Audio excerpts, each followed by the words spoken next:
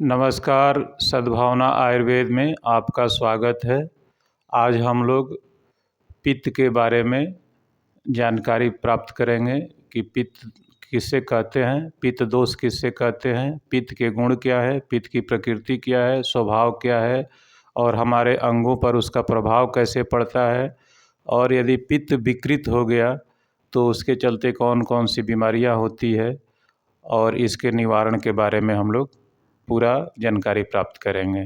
तो दोस्तों, चलिए आज हम लोग इसके ऊपर स्टार्ट करते हैं डिस्कशन। दोस्तों, अब पित्त किससे कहते हैं इसको जान लेते हैं।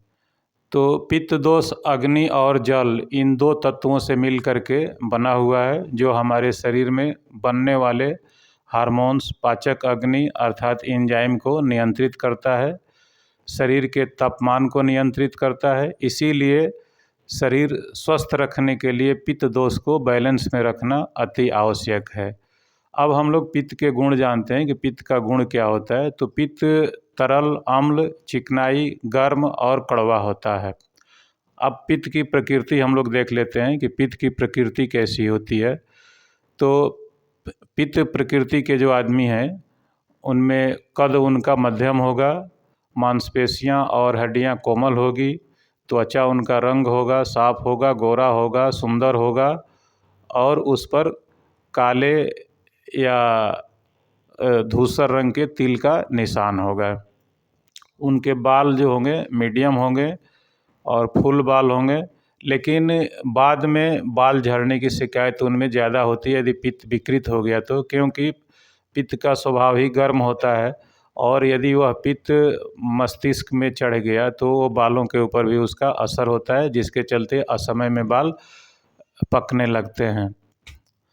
अब त्वचा का रंग हम लोग देखते हैं कि त्वचा कैसी होती है। तो उनकी त्वचा आयली होगी, गर्म होगी, नाखून उनके पतले होंगे, सुंदर होंगे, स्वच्छ होंगे। लेकिन विकृत हो गया तो नाखून काले होने लगते हैं, क्योंकि त्वचा की जितनी बीमारियां हैं वह पित्त दोष के ही चलते होती है।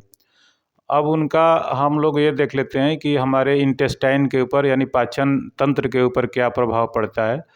तो पाचन तंत्र उनका यदि पित्त दोष आपका प्रकृति में है तो रेगुलर होगा और उनका मोशंस वगैरह भी क्लियर होगा।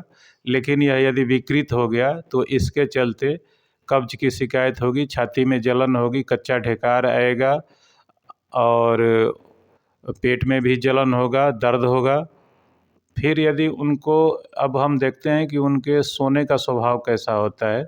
तो जो पित्त प्रकृति के लोग हैं, यदि पित्त प्रकृति में है तो उनका जो सोने का तरीका है वो रेगुलर है, नॉर्मल उनको नींद आती है।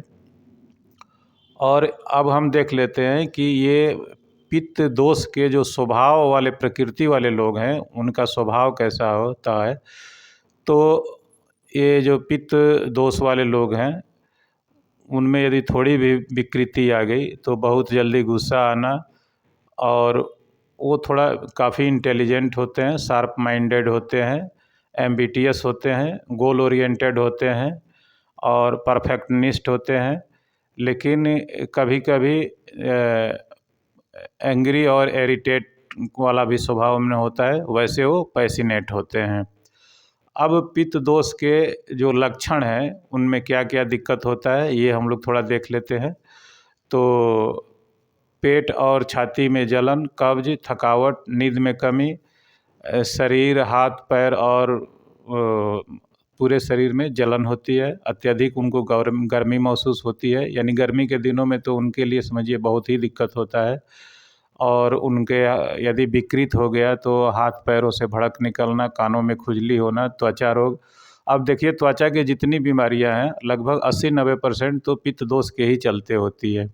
उसके बाद से उनको गुदा मार्ग में खुजली होगा, यानी जो लैट्रिन का रास्ता है वहाँ पर खुजली होगा, और रक्तार से यानी खूनी बवासीर की भी शिकायत होती है, जलन होता है।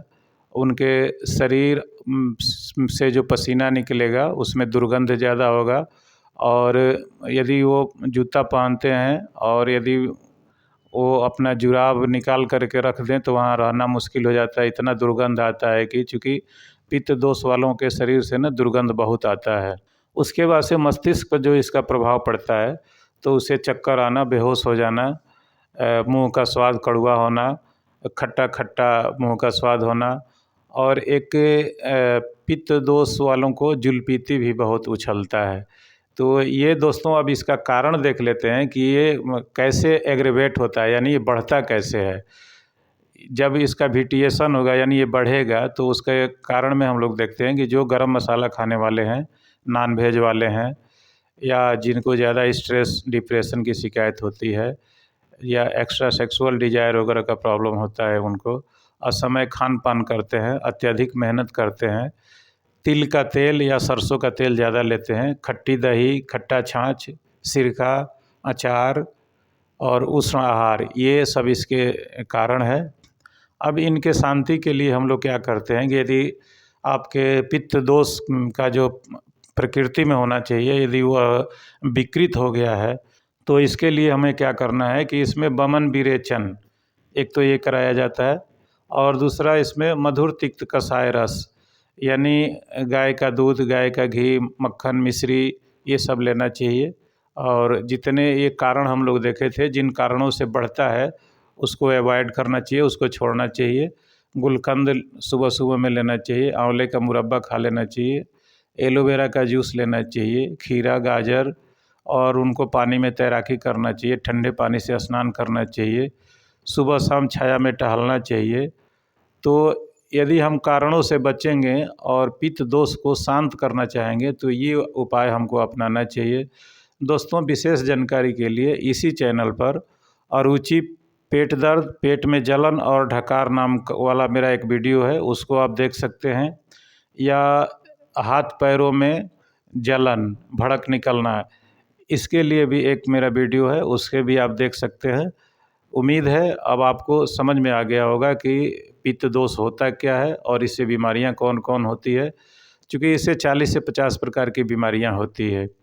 तो यदि आपको मेरा वीडियो पसंद आता है तो आप मेरे चैनल को सब्सक्राइब कीजिए, वीडियो को लाइक कीजिए, अधिक से अधिक लोगों में शेयर कीजिए।